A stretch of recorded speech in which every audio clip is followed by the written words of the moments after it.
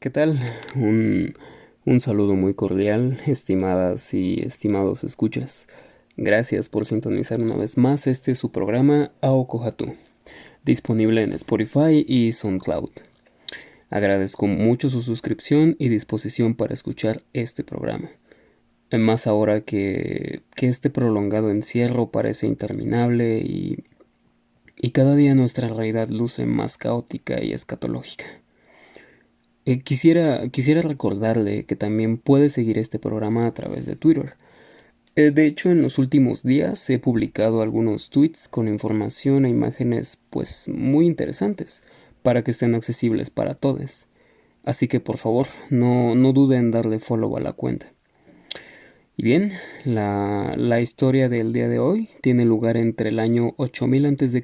y el 1500 después de Cristo, en las sociedades de nativos americanos del norte del continente, específicamente de la zona que hoy comprende Groenlandia, Alaska y algunas zonas de Canadá.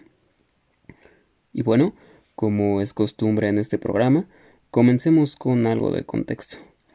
Verá, entre hace 40.000 y 13.000 años aproximadamente, comenzaron a llegar los primeros Homo sapiens de Asia al continente americano, a través del conocido estrecho de Bering.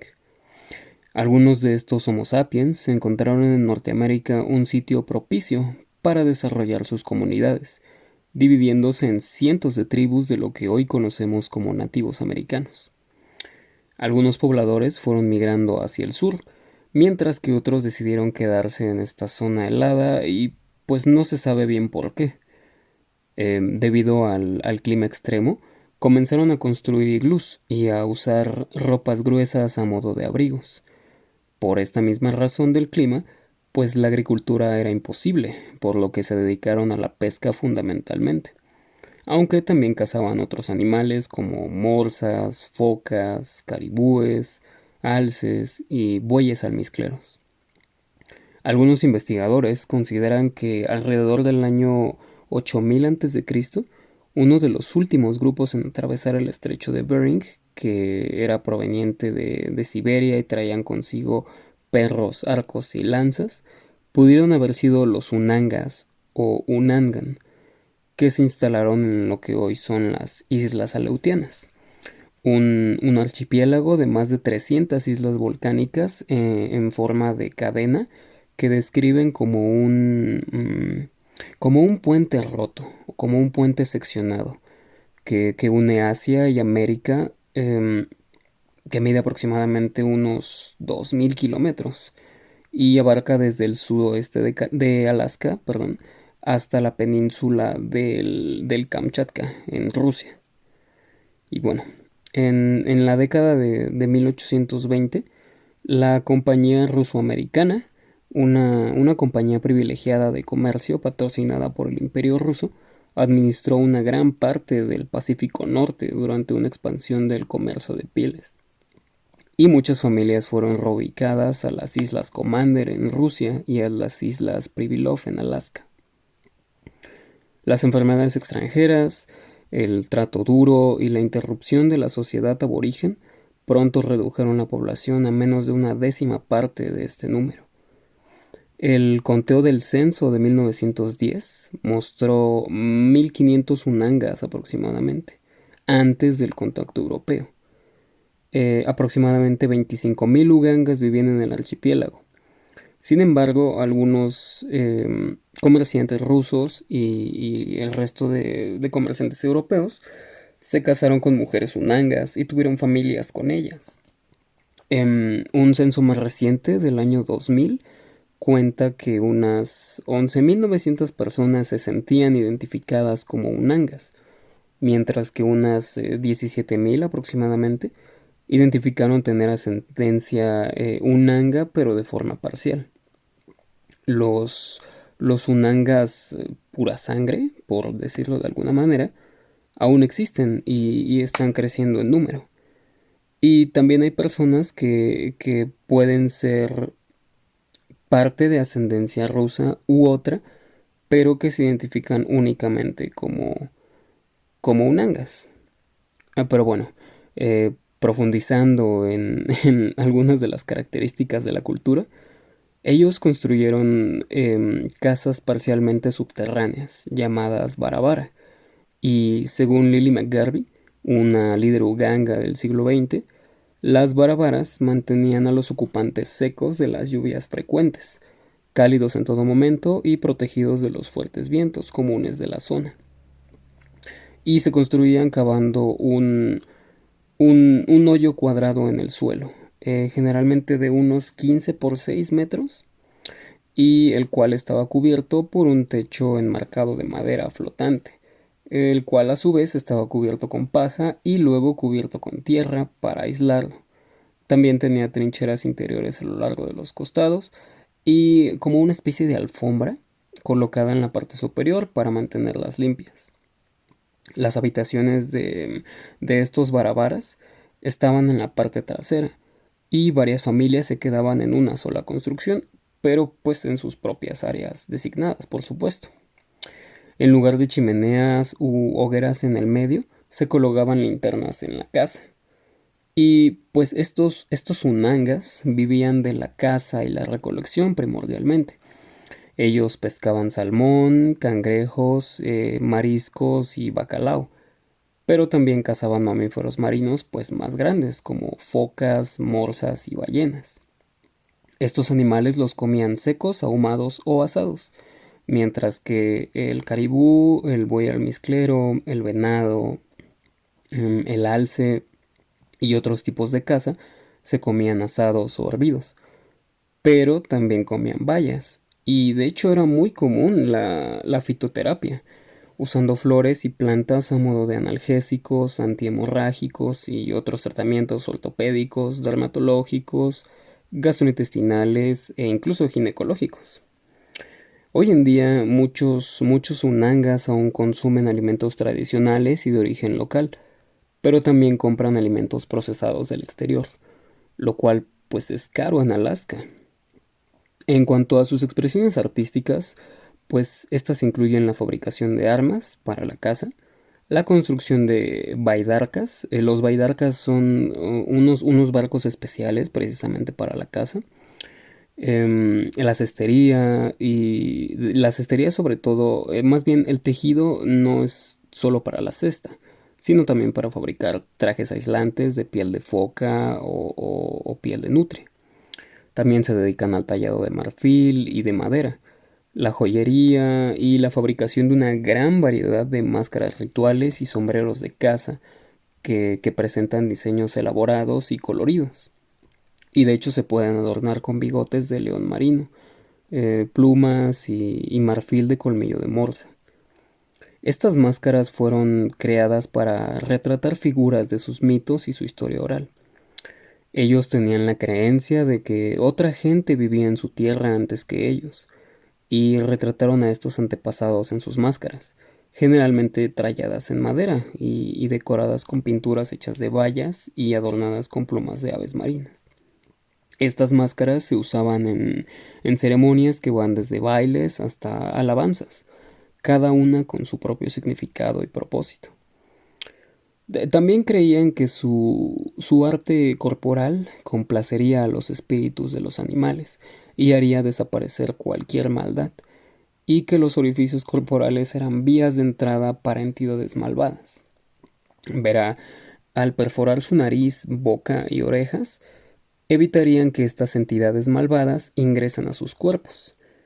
Este arte corporal también mejoró su belleza, su estatus social y su autoridad espiritual, por decirlo de alguna forma, especialmente entre las mujeres. Estas perforaciones generalmente se realizaban unos 2 o 3 días después del nacimiento, y el adorno estaba hecho de varios materiales, como corteza, hueso o incluso un asta de plumas de águila. Esta perforación se hacía con conchas, con huesos, con colmillos, con cráneos de aves, y de hecho los materiales asociados con aves eran muy importantes, ya que se les consideraba como defensoras en el mundo espiritual. Los tatuajes eran un importante rito de iniciación, y para las mujeres estos comenzaban después de la primera menstruación y para los hombres después de su primera cacería. Los colocaban principalmente en su rostro, en la barbilla, al costado de la cara o debajo de la nariz.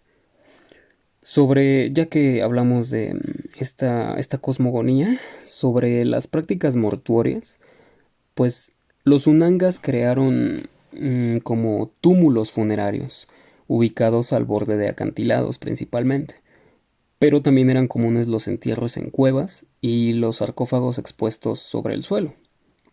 Pero estos estaban limitados solo a varones adultos, lo que puede indicar una práctica ritual específica. No era muy común, pero pues también practicaban la momificación y la adición de objetos para acompañar a los muertos.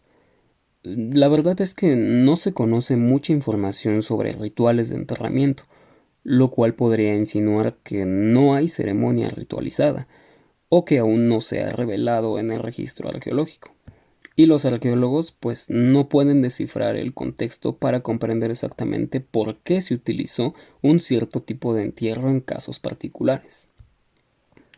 Bueno, continuando con la cronología de la zona, algunos miles de años más adelante se fueron desperdigando estos unangas por el actual Canadá y para el año 2000 a.C. aproximadamente formaron una cultura igualmente paleoesquimal en el norte de Groenlandia, los Sakak. Alrededor del 800 a.C. se desarrolló también la cultura Dorset en la actual zona canadiense de Nunavut, los cuales son predecesores de los Inuit. Y en sus leyendas, estos Inuit cuentan que se encontraron con personas a los que llamaron Tunit, más altos y más fuertes que ellos, pero temerosos de interactuar y con tecnología inferior.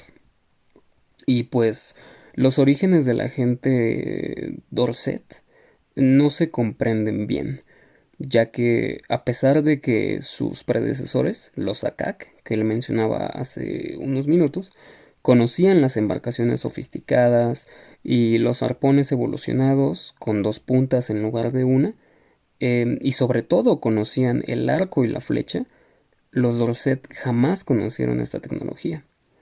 Entonces hay que entender que los Akak eran descendientes de los Unangas y los Dorset a su vez eran, se cree, descendientes de los Akak, pero no se puede confirmar, sobre todo por esto que le menciono.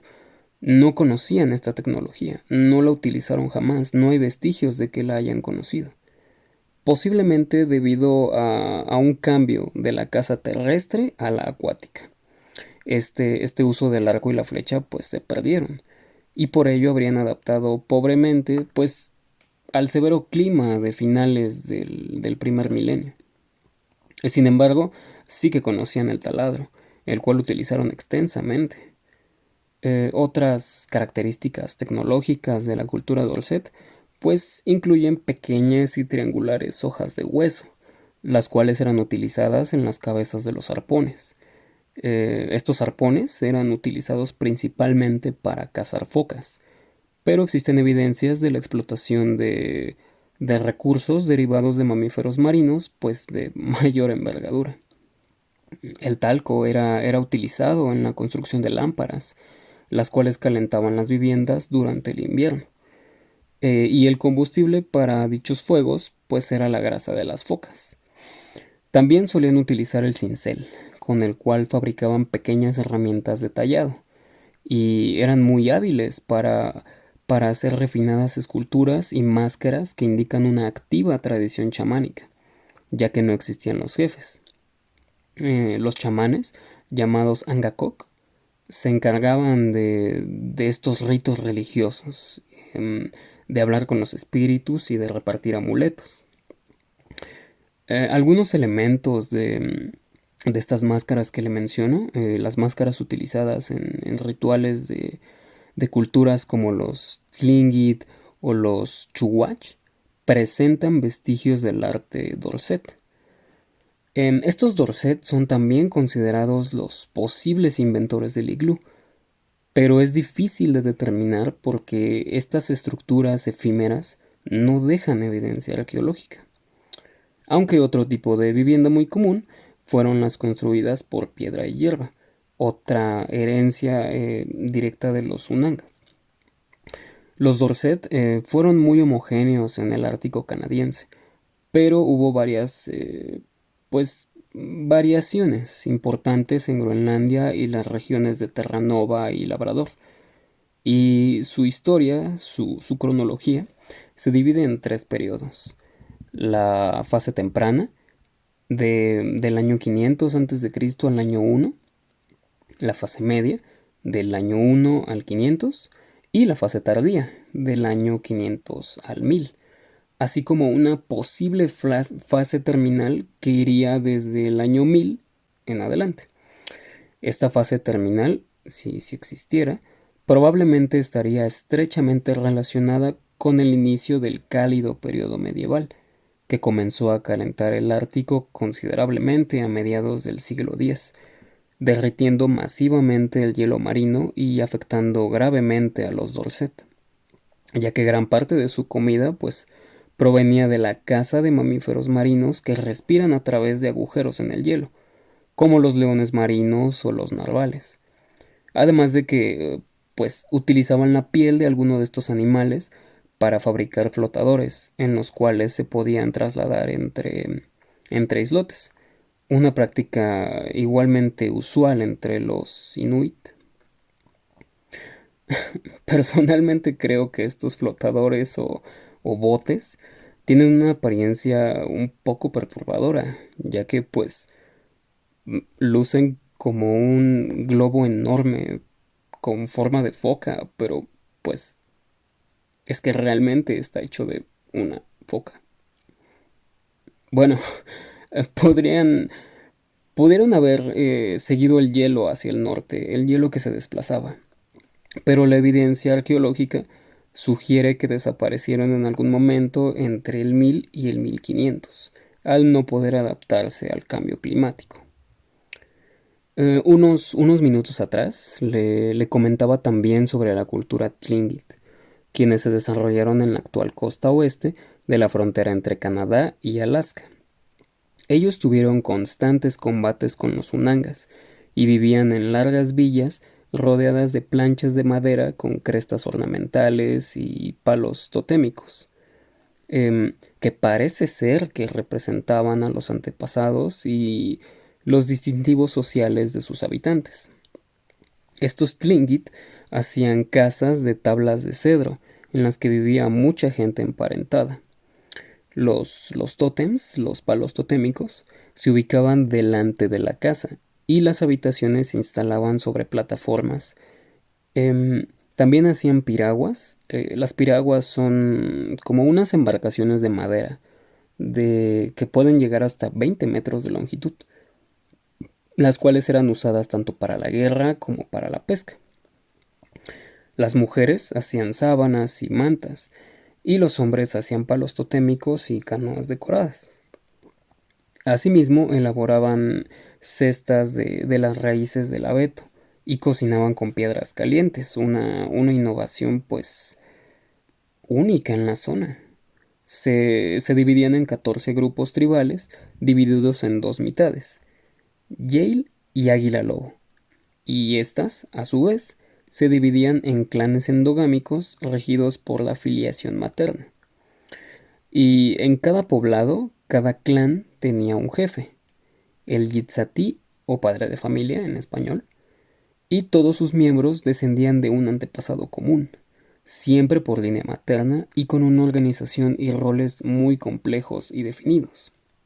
Los linajes, basados igualmente en clanes, eran políticamente independientes y tenían un caudillo, pero no poseían ninguna autoridad tribal.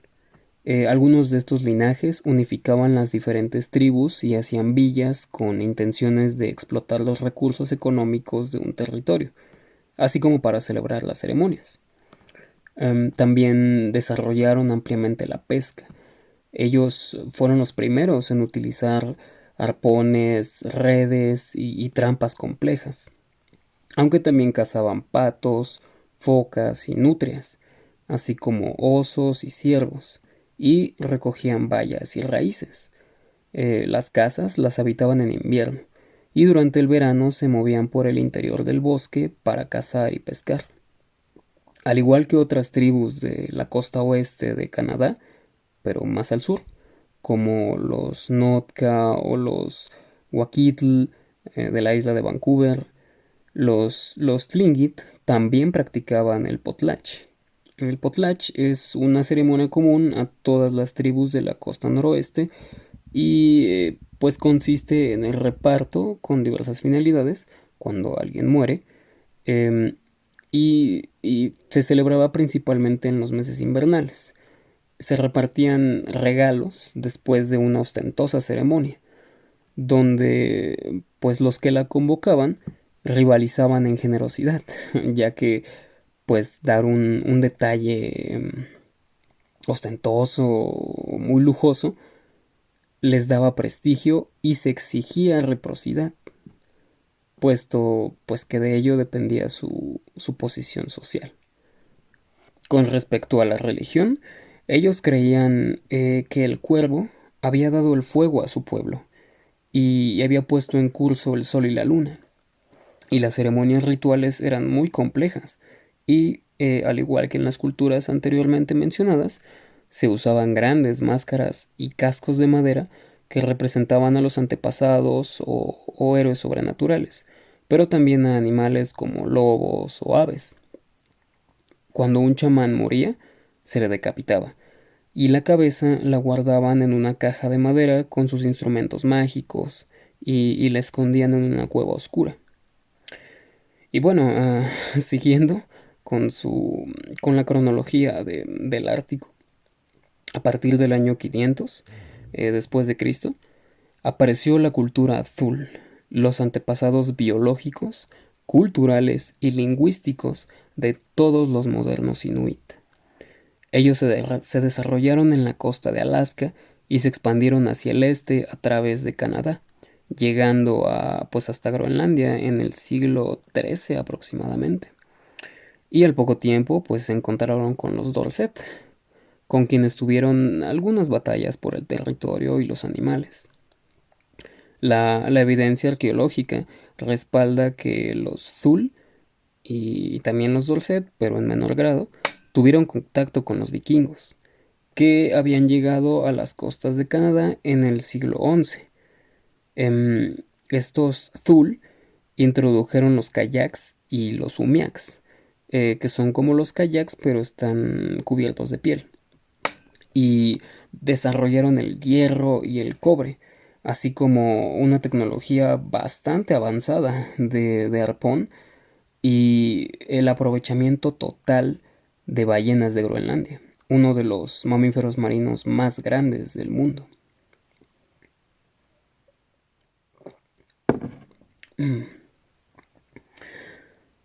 Y bueno, hay dos etapas en el desarrollo de la cultura azul que representan su evolución a medida de que se expandió con el tiempo. Comienza con la etapa del viejo mar de Bering, así la llaman los investigadores, que va del 200 a.C.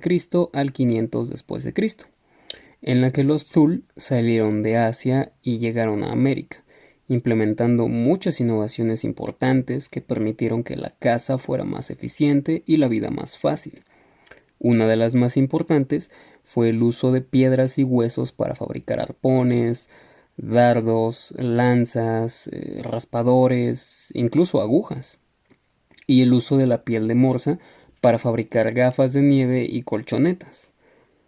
Después, del 800 al 1400 aproximadamente, está la etapa Punuk, en la que hubo un gran avance, pero ahora en las formas de las viviendas, ya que pues los asentamientos eran más grandes y consistían en casas semisubterráneas, cuadradas o rectangulares con pisos de madera.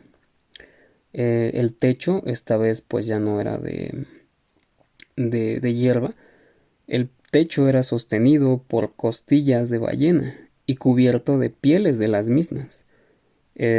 Ocasionalmente era acompañado o adornado de césped y musgo.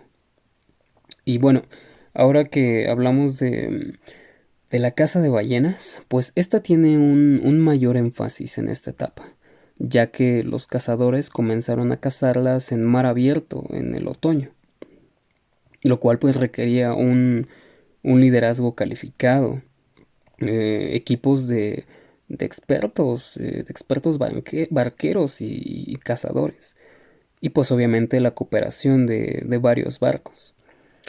El capitán del barco ballenero principal, el Umialik, sigue siendo, de hecho, una posición destacada en las comunidades árticas de hoy.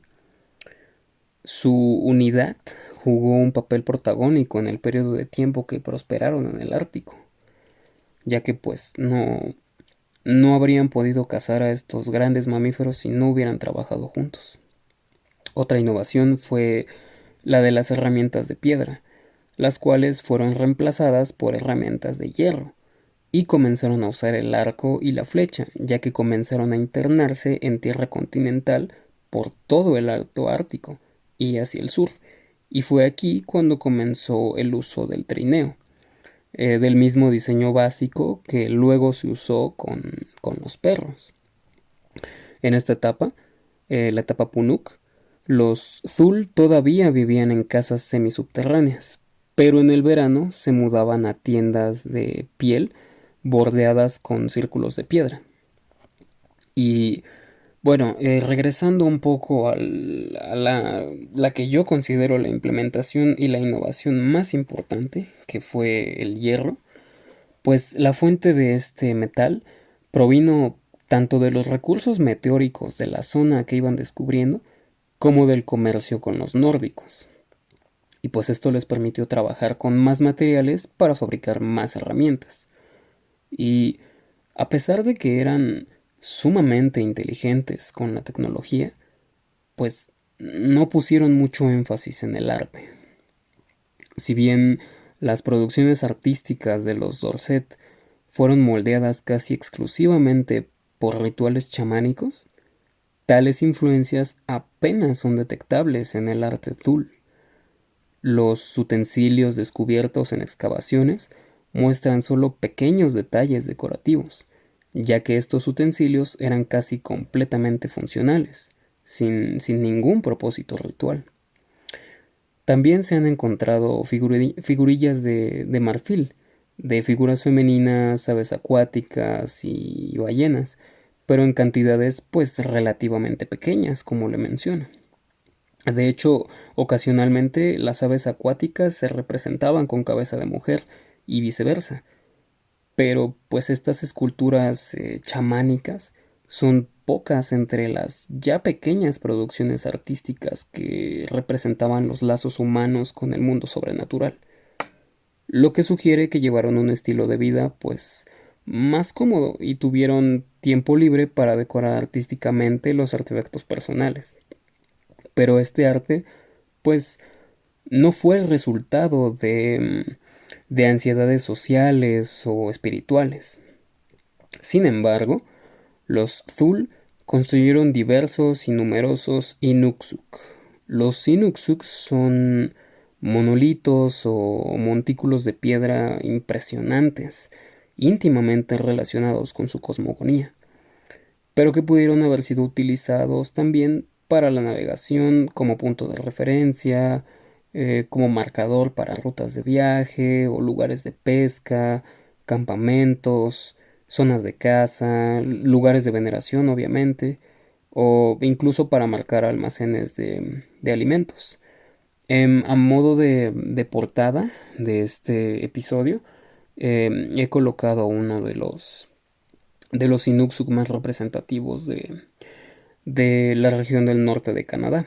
Igualmente, y como se me está haciendo costumbre a falta de los recursos visuales de este programa, pues cordial y respetuosamente lo invito y la invito a que haga una búsqueda muy breve en internet sobre estas esculturas impresionantes, estos monolitos increíbles que erigieron estas personas.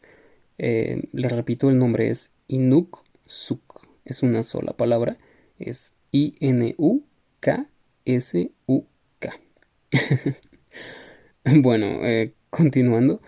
A medida de que estos Thul se internaban en el territorio, los asentamientos recurrieron a otros medios de subsistencia, como el caribú, la foca y los peces de río, pero el clima jugó un papel más importante otra vez. El inicio de una breve edad de hielo entre el 1400 y el 1600 limitó el uso de botes y el número de ballenas presentes en el área, acortando la temporada de caza en mar abierto, ya que pues este estaba congelado. Y en el siglo XVI, la caza de ballenas había cesado casi totalmente en el Alto Ártico, y para el 1600, los Thul abandonaron completamente la zona debido a los severos cambios climáticos. Pero otros métodos de caza mejoraron, debido al uso de los trineos tirados por perros. Y pues a medida que los Thul se asentaron en las costas del noreste de Alaska, otros grupos emigraron hacia el este a través del Ártico canadiense hacia Groenlandia, teniendo contacto con los Dorset, como le mencionaba, desplazándolos de la zona y provocando pues su desaparición, su decimación. Cuando este grupo que continuó el camino finalmente llegó a Groenlandia, ellos dieron el paso al desarrollo de sus sucesores, los Inuit, quienes actualmente habitan Groenlandia, una parte del noreste de Alaska y las islas del norte de Canadá. Son las personas, el grupo de personas a las que comúnmente se les llama esquimal o esquimo en inglés. Pero esta palabra ha caído en desuso, sobre todo en Canadá, ya que se considera pues un término peyorativo, un término despectivo y racista, porque pues significa comedores de carne cruda en idioma algonquino. Y pues al igual que las otras sociedades árticas que le comenté a lo largo del episodio, los Inuit basaron y basan su vida principalmente en la caza. La agricultura nunca fue posible en los millones de kilómetros cuadrados de tundra y de costas heladas de América del Norte. Por lo tanto, la caza se convirtió en el núcleo de la cultura de los Inuit. Y la vida cotidiana en los asentamientos modernos, establecidos pues hace solo unas décadas, todavía refleja la historia de una cultura de caza de más de 5000 años de antigüedad, que permitió a todos estos pueblos alcanzar, pues, lo que en lo personal considero uno de los logros humanos más notables, el poblamiento del Ártico. Y bueno, actualmente esta región la habitan aproximadamente unos 150.000 inuits, los cuales tienen una vida nómada y siguen las migraciones de los caribúes, de los osos, de los peces, las ballenas, focas también, entre otros animales de los que aprovechan todas las partes posibles para alimentarse, abrigarse, construir viviendas y herramientas para cazar. El trineo, jalado por perros, también tiene un papel importante en la vida de los inuit, y está hecho de madera, huesos de animales e incluso pues pescado congelado. En los años 70 se acostumbraba a fabricar estos trineos con trozos de pescado congelado. Y en lo que respecta a su mitología, los inuit tienen varios mitos que se transmitieron de forma oral y dan cuenta de sus tradiciones y del origen del mundo que habitan. La religión inuit tiene principios animistas y chamanistas igualmente, y los animales tienen un alma, y el cazador debe celebrar una breve ceremonia cuando mata a alguno para que su alma vaya al mundo no terrenal. Y cuando las personas mueren, claro, van al cielo o al infierno, pero una parte de su alma pasa a un pariente recién nacido, y también a las auroras boreales. Continuando con su historia, el contacto con los europeos fue un cambio importante para la cultura de los inuit. Los primeros contactos con los vikingos y más tarde con exploradores, pescadores y misioneros afectaron a los inuit canadienses, a diferencia de los de Groenlandia, de manera menos profunda pero más local. Y a pesar de que estos primeros arribos europeos no tenían la intención de establecerse en Canadá, resultaron fatales para muchos inuit debido a la propagación de enfermedades de transmisión sexual, de viruela y de otras enfermedades infecciosas. Tiempo después, los comerciantes, misioneros y representantes de la administración canadiense se establecieron en la región e influyeron directamente en la vida de los nativos, mientras que en los que habitaban en Groenlandia, el comienzo del siglo XVII trajo los primeros barcos balleneros europeos, y pues en los siguientes 150 años hasta unos pues 10.000 barcos de este tipo pasarían anualmente por las costas de Groenlandia e influirían sustancialmente en la cultura de los inuit groenlandeses. Las relaciones comerciales emergentes hicieron comunes los matrimonios mixtos con europeos, canadienses e incluso estadounidenses. Y pues a principios del siglo XX se produjeron cambios radicales para el pueblo ártico, ya que los canadienses erigieron las primeras estaciones administrativas a principios del 1900 y se visitó Groenlandia con mayor frecuencia. Algunas de las visitas que más destacan son la del geofísico Alfred Wegener, el cual dirigió una expedición en 1912, y las expediciones Thule del antropólogo Knut Rasmussen, las cuales tuvieron lugar 3 años después y pues duraron hasta 1924 aproximadamente, 1925. Y pues durante estas expediciones atravesó casi 30.000 kilómetros desde Groenlandia hasta el Pacífico, más que nada para encontrar el origen del pueblo inuit, y pues recogió tradiciones, hizo excavaciones y convivió con ellos. Años después, en la década de los 30, en 1933 específicamente, la Corte de Justicia Internacional atestiguó la autoridad de Dinamarca en Groenlandia, con impactos culturales, políticos y estructurales para los inuit. Y unos 20 años después, en la década de los 50, la cultura y la forma de vida de los inuit canadienses, que no conocían ningún sistema monetario antes, cambiaron fundamentalmente.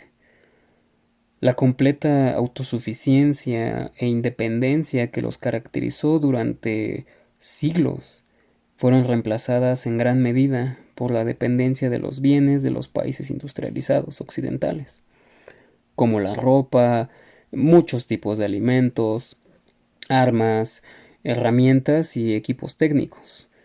Este desarrollo se debió en gran parte al hecho de que, como cazadores, solo podían desarrollar un bajo nivel de productividad que no podía cubrir, obviamente, financieramente la forma de vida occidental. Además, pues los productos de la caza dependían demasiado de las fluctuaciones del mercado y de la moda, por no hablar de las preocupaciones occidentales relacionadas con la protección de las especies y del medio ambiente. Y pues los inuit ya no cazaban animales para comida y ropa, sino para intercambiar bienes con los comerciantes europeos y americanos.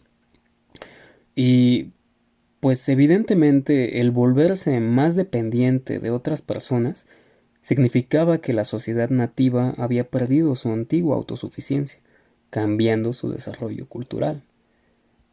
Actualmente, debido al fuerte proceso de globalización, se siguen produciendo cambios en sus formas de vida originarias, aunque siguen practicando algunas de sus costumbres, como la caza de focas o la cestería. El tallado en madera también es algo muy presente en las comunidades actuales. Sin embargo, las mismas cuestiones políticas se plantean en lo que concierne a los inuit y pues a los nativos americanos del pues yo diría que todo el territorio de América del Norte. La reivindicación territorial de estos grupos llevó a que a principios de este milenio, en el año pues de 1999, Canadá creara Nunavut, un nuevo territorio concebido como patria de la mayoría de los Inuit de Canadá, cuyo nombre significa nuestra tierra. Y pues bueno, es un poco predecible, pero la tecnología moderna reemplazó los métodos milenarios transmitidos por generaciones. Las armas de fuego reemplazaron las lanzas y arpones, y las motos de nieve tomaron el lugar de los trineos tirados por perros. Eh, bueno, retornando milenios atrás y en lo que respecta al resto del poblamiento de Canadá y para ir cerrando este cuarto capítulo, las tundras y las taigas subárticas del sur de Canadá pues fueron pobladas por tribus que se subdividieron en dos grandes familias lingüísticas. En la zona más occidental de Canadá se asentaron los atabascos, organizados en pequeños clanes como los apaches o los navajos, de lengua nanené, mientras que en la zona oriental se instalaron los algonquinos, quienes serían los primeros en poblar Nueva York. De ellos destacan los indios Cree y los Ottawa, quienes poblaron las zonas de Canadá que no estaban habitadas por los Dorset, los Thule o los Inuit. Y bueno, tal parece que ya le robé pues más de 30 minutos de su apreciable tiempo, por lo que aquí finaliza este episodio. Espere por favor el siguiente, el próximo mes de julio. Y por favor no olvide que el buzón de entrada de mi cuenta de Instagram y el de la cuenta de Twitter del programa están completamente disponibles para usted. Sus sugerencias, quejas y comentarios. Recuerde que lo que opine de este podcast es su opinión y es completamente respetable. Muchísimas gracias por su atención y guay guay tapu takaji te aratagua.